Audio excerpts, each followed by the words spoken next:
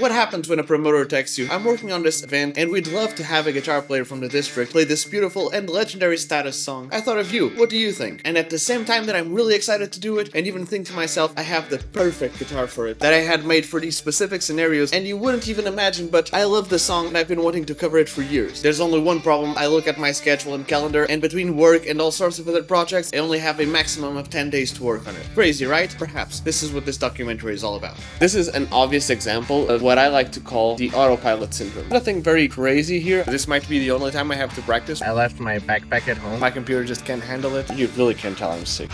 So update, it sucks ass. It sounds really, really bad. Gonna have to figure out another solution.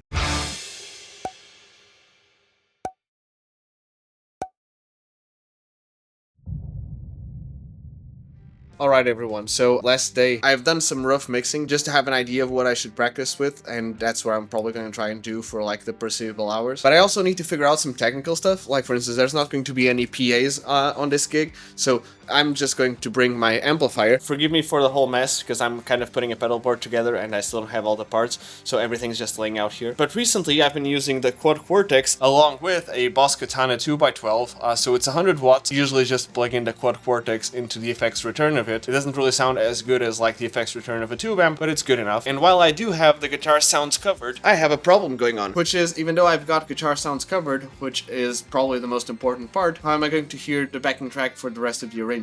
Now on one hand, the Katana down there does have like a headphone input socket, so I guess I can connect like my phone or my iPad to it and have the backing track coming out of there so that the people listening to the song can actually listen to the full orchestral stuff that we've been working on. I'm only going to be playing one song, so I want to be taking as least gear as possible. But even then, I kind of want to give everyone in the audience, even though they're there not really to listen to what I'm playing, but to go on and do their photo shoot marathon, I want them to be able to have like a good listening experience and not just get some rubbish audio going on. Okay, so update on the Katana situation.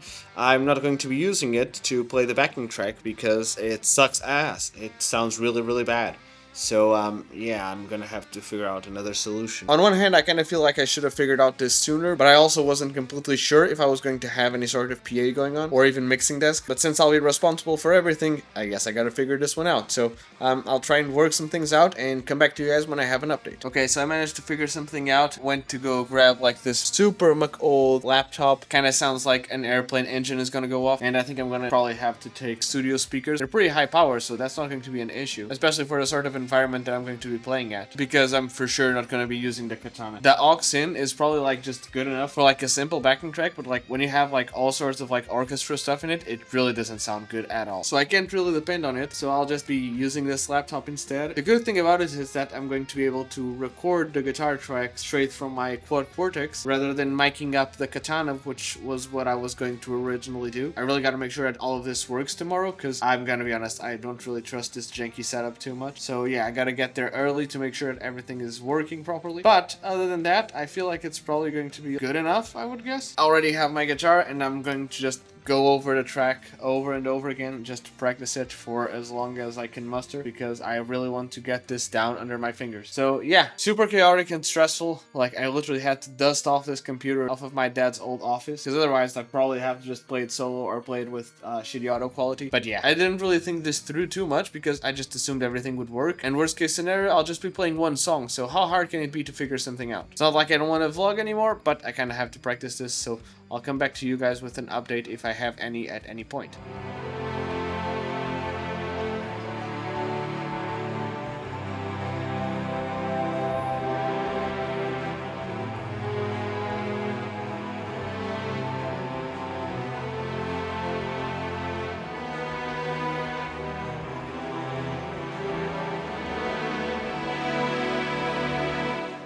While I did have 10 calendar days to work on this, since I was working and had like all sorts of other things to do, in some ways it really wasn't 10 days now, were they? But even then, we made do with what we had, and I kind of think it was worth it, at least for the experience. And after editing all these episodes, because we still have the final one with the gig vlog, but that just feels different for me than these. It's fun to look back and see how many ideas I figured out like in the first playthrough that then ended up coming into the track. Like the waltzy section was in the first couple of days, the super chromatic section was also in the first couple of days. Some of the chord inversion and chord shapes, like, yeah, you know, I had 10 days, surely the song will change every single day. But it was like the first time that I started figuring out the song, even though I did practice it and change things along the way, it's kind of like your first version is kind of the best version in some ways. Like you hear that a lot with studio musicians. They will often like record the first take and be like, well, let me do another take. I think I can do something better. But then the producer will step in and be like, no, that first take was great. We're keeping it. Obviously, I'm not at that level for most days, but even then, it's fun to see like things happening, because when you're doing your own songs, you kind of have like all the time in the world, most of the times, to arrange your songs the way you want to arrange them, and you can record them and re-record them how many times you want or need until it represents like what you actually want it to be. And yeah, like overall, I think that's pretty neat.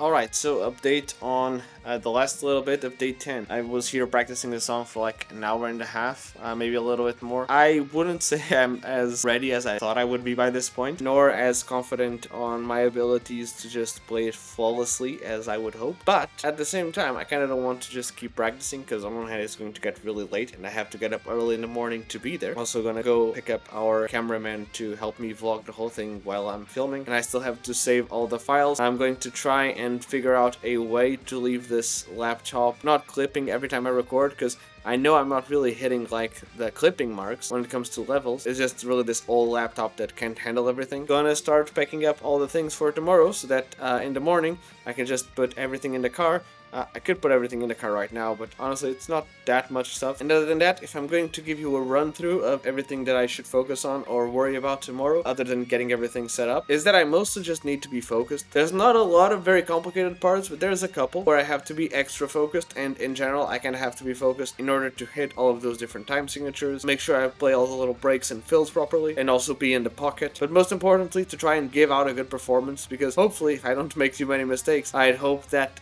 tomorrow's performance is going to be recorded and ends up being the take that gets released along with the orchestral stuff. And I think there's something to be said when it comes to the whole live performance thing. You get inspired by the people in the audience, you get inspired by the vibes of the place you're at, the type of sound and acoustics you're hearing, and surely that's going to impact my performance, and hopefully it's going to be a good performance. But all those things that are going to affect the performance are also going to be good things. Like hopefully the sound isn't too bad, hopefully I can hear myself properly, hopefully nothing crashes either. And yeah, deep down I'd say I'm probably like a 7 out of 10 ready to play. I think hopefully I'll be able to give out a very cool performance that, I'm going to remember for a long time. But yeah, enough vlogging for today. I'll see you tomorrow straight in the morning. It's actually a pretty fancy ass place, and I got some extra stuff here. He is our cameraman extraordinaire. I don't really get nervous before gigs, so I can't really say I'm nervous. I'm probably more nervous about today than any other gig I've played before. Technical difficulties. Give me 5 minutes and they're like, yeah, no, now. You always should thank your moms for having useful stuff around the house. Because it is at least somewhat important for you to care about your appearance. Very risky to do no sound check. We're a bit late. I couldn't be more out of focus. Hello there. So I don't know if you know, but this is part of a documentary I made. Now, you can hypothetically just wait a couple of days until a new shorter video where it's all segmented down will come out, or you can just go into my YouTube channel and watch the full documentary, which was honestly how I envisioned this content to go, but not everyone's going to go watch a long documentary, so yeah, either go watch the documentary or just wait a couple of days. Don't forget to leave your thoughts in the comment section below, and leave a like, comment, subscribe, follow, and stay tuned for more if you want to indeed stay tuned for more.